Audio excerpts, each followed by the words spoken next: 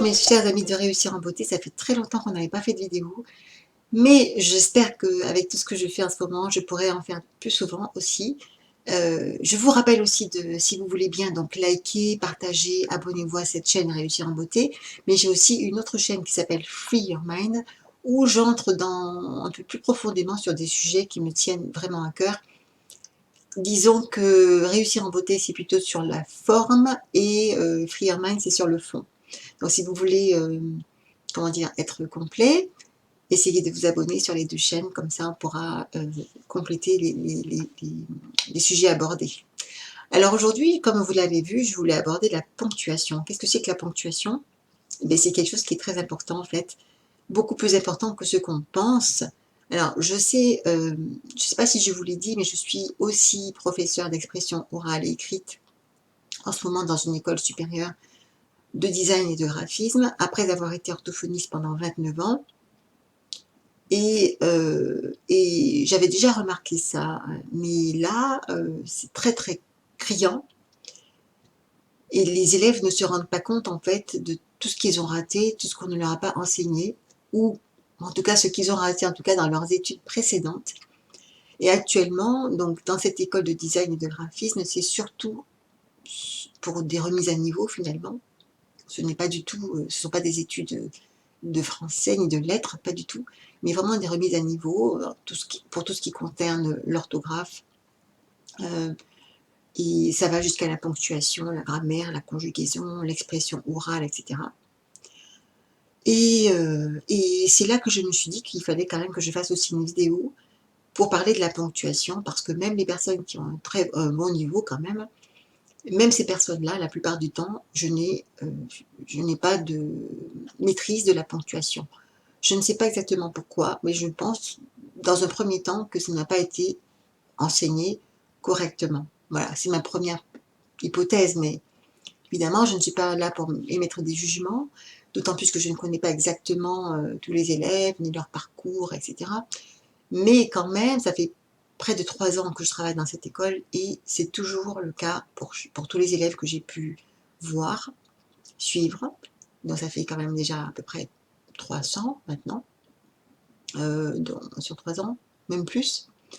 Donc voilà, je vais vous faire une petite topo sur la ponctuation et je commence maintenant.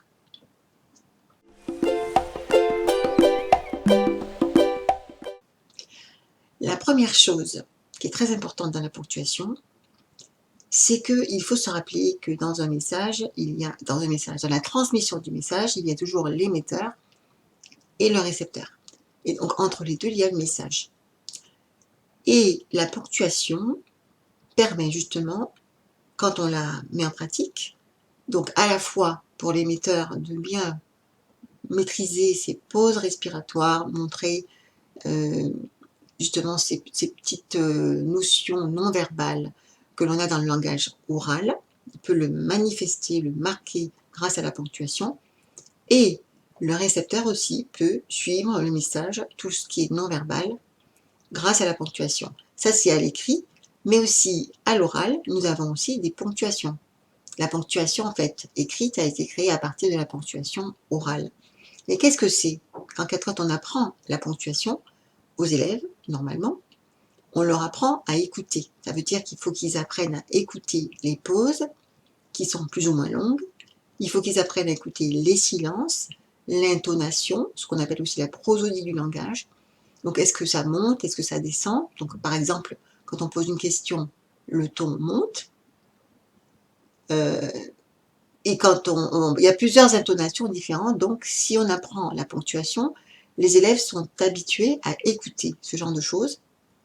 Ce qui veut dire que quand on va chercher plus loin donc sur la communication en elle-même, les élèves apprennent à écouter. Et qu'est-ce qu'une bonne communication? On parle de communication non violente maintenant, c'est devenu à la mode, mais qu'est-ce que c'est qu'une bonne communication? C'est savoir écouter, tout simplement. Et quand on sait écouter, on peut répondre à ce qui nous est dit. Et quand on sait s'arrêter, donc faire des pauses respiratoires, donc des virgules par exemple, ou des points par exemple, ça veut dire qu'on sait aussi rassembler ses idées et réfléchir avant de parler. Tout ce que je ne vois pas énormément actuellement, que ce soit à l'école parfois, ou que ce soit aussi quand on écoute les politiciens ou les personnes qui sont à la télévision. Vous avez remarqué que les débats sont, voilà, un petit peu c'est pas l'anarchie, j'aime pas, le mot anarchique anarchie est mal utilisé, mais en tout cas les gens, c'est le chaos, voilà, plutôt. Les gens parlent, ils s'arrêtent, ils s'écoutent pas parler, ils s'interrompent, etc. Donc ça, c'était le premier point.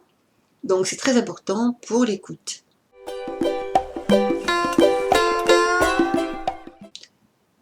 Le deuxième point, donc pour la ponctuation, c'est que justement le fait de pouvoir ponctuer ces phrases, c'est-à-dire mettre des virgules, des points-virgules, etc., avec tout ce que ça comporte, parce que chaque ponctuation a du sens, la personne doit structurer sa pensée. Elle doit apprendre à structurer sa pensée, structurer ses phrases.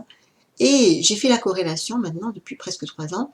Donc chaque fois que les élèves avaient du mal à mettre la ponctuation, il y avait aussi un gros problème de structuration de la pensée, des idées. Donc il y a vraiment un travail important à faire sur la ponctuation, à ne pas négliger, mais alors absolument pas, c'est très important. Ce ne sont pas que des petits points, que des petites virgules, que des petits signes qu'on a inventés. Les gens ont réfléchi quand même avant de pouvoir faire ça, et ça fait partie des choses qui sont indispensables, non seulement pour écrire évidemment, pour se faire comprendre, que ça soit fluide, compréhensible, mais aussi pour, encore une fois, améliorer la communication entre les gens. Le troisième point, en fait je l'ai déjà dit, c'est le fait que le message soit plus compréhensible. Donc quand il y a des paragraphes, quand il y a des retours à la ligne, quand il y a des virgules, des points, etc., quand c'est structuré finalement, quand le discours est structuré dans la tête et ensuite à l'écrit, bien entendu, tout est beaucoup plus facile à comprendre. Et voilà, donc mais vous voyez, je n'ai pas passé des heures à vous expliquer ça sur mon papier. C'est quelque chose qui m'est venu spontanément avec les étudiants quand je leur ai expliqué ça, parce qu'ils se plaignaient que je faisais des choses trop simples pour eux, soi-disant ils étaient en école supérieure, mais non. Et d'ailleurs, quand j'étais petite, je leur ai raconté que quand j'étais petite, donc j'ai 55 ans ce mois-ci, le 25, donc si vous pensez à moi, envoyez-moi un petit message si vous avez envie de me faire plaisir, ça me fera plaisir de savoir que je ne suis pas seule, qu'on pense à moi. Donc quand j'avais, je ne sais plus quel âge, 10 ans, je crois que c'était en CM2, j'avais un tout petit peu d'avance. Et donc à ce moment-là, les maîtresses arrêtaient de nous dicter la ponctuation, faisaient donc des dictées et pas des autodictées. Et elles ne nous dictaient plus la ponctuation et il fallait que les élèves écoutent. Ils écoutent la prosodie, ils écoutent les pauses, ils écoutent la façon de poser la question, s'il y en avait une, etc. Et on devait deviner, entre guillemets, la ponctuation et l'écrire correctement. Donc, vous voyez que c'est pas moi qui l'ai inventé, c'est que maintenant, je ne sais plus, enfin je sais pour quelle raison, ça on verra ça sur la chaîne Free Your Mind. Donc depuis quelques années, depuis des dizaines d'années, je pense même encore plus, on a retiré ça aux enfants, ce qui fait que les élèves ne réfléchissent, enfin réfléchissent moins quand ils écrivent. Ils préfèrent écrire et réfléchir après, ce qui est absolument inadmissible. Je donne toujours l'exemple de quelqu'un qui veut construire une maison, et on le voit aussi d'ailleurs, il y a des gens, il y a tellement de litiges maintenant avec les constructeurs parce que justement il y a beaucoup de personnes qui ne réfléchissent pas avant de construire quelque chose, et à la fin il y a des litiges parce que c'est mal fait. Donc ça s'appelle des malfaçons d'ailleurs. Donc c'est tout à fait logique, c'est du bon sens tout simplement de se dire qu'avant de construire une phrase, avant de construire un discours, il faut le préparer, il faut faire des plans et il faut le structurer, etc., etc. Même à minima, comme moi je suis en train de faire aujourd'hui, j'ai vraiment fait ça à minima et j'espère que vous avez trouvé quand même qu'il y avait un peu de structure dans ce que je vous ai dit.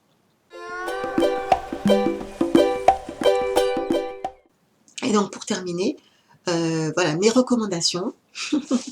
Pour terminer, donc mes recommandations, c'était encore ce que j'ai dit déjà il y a déjà plus de 11 ans maintenant dans mon livre Les secrets de la réussite scolaire. Donc, évitez absolument les autodictées, permettez aux enfants d'avoir de vraies dictées où il faut réfléchir, se poser, réfléchir à tout ce qu'on a appris et ensuite l'appliquer pendant l'écriture.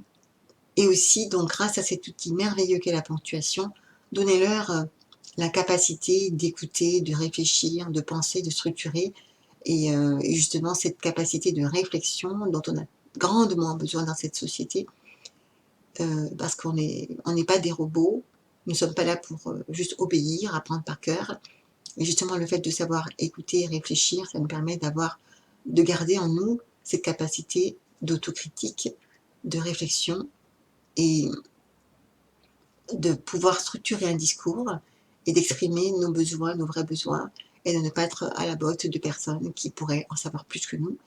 Et là, je suis en train de glisser sur des sujets que j'aborde sur ma chaîne Free Your Mind, qui parle de la libération de l'esprit pour libérer notre vie. Donc voilà, j'espère que ça vous a été utile. Et si vous avez besoin d'un coach de vie, moi je m'appelle coach de joie parce que je me suis basée sur la joie, qui est considérée par certaines personnes comme le docteur Hawkins, pas l'astrophysicien, mais un psychologue en fait, comme une des vibrations, une des énergies les plus hautes. Là, je parle de spiritualité. Euh, et je fais aussi du coaching scolaire, évidemment, puisque je fais de l'expression orale et écrite. Et je fais aussi des cours en ligne qui sont consacrés à ce que je faisais avant, donc l'orthophonie, parce qu'il y a encore beaucoup de personnes qui me parlent de zozotement, surtout zozotement, et parfois de zézément, et aussi de schlattement. Et donc je vous reporte à mon site internet, donc nadejcompère.com, où vous verrez donc mes diplômes, mes formations, ce que je peux vous offrir. Vous pouvez m'écrire via la page contact, et surtout pour des raisons professionnelles évidemment. Et voilà, donc je vous remercie de m'avoir écouté, je vous remercie de me suivre, et on se dit à très bientôt. Merci, au revoir.